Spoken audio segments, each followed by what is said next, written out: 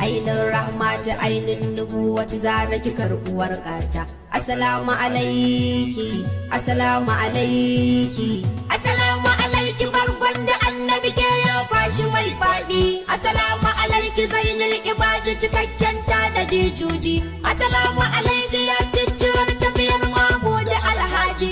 Assalamu alaiki hutun halittar Allah ya gidan fardi. Assalamu alaiki mai ma aliyu abinci a baki mai daɗi.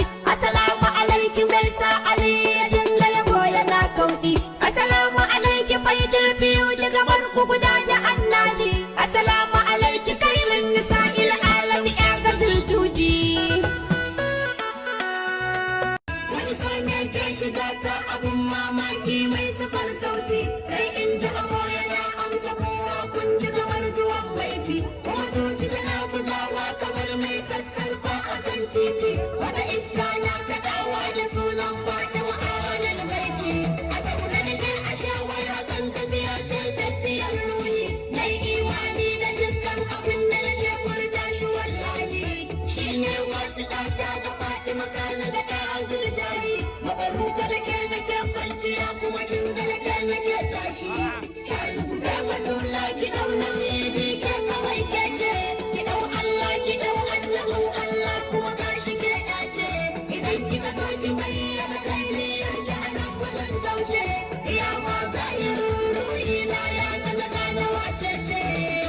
To ashe wahala nake furta duk wasu surorin zukatana. Yadda yau na ji na yi zumbur cikin hadara mai dashashe suna. Sai na ɗarsa ba za na zauna ba ai sai na yi nazara da mamana. Ai shi taken barana gurin muskini ne marar gata. To yau na zo baragun abin da nake nema nake fata. Ka tsare ni ubangiji kan da shaidanu su bige takardata. Dan na yi wasu baitukan wanda zan wa batuli ina kaɗaita ta. Ya almuɗi mabuɗi muhaimin wanda ga kalikin bayi. Kai yadda ka so ganin kanka ne kai zafi ko kayo sanyi. Amma ka ji kan halittar ka wata ruhi na yana nauyi. Ka tsaya mini har nazartar da burina na guje wa juya.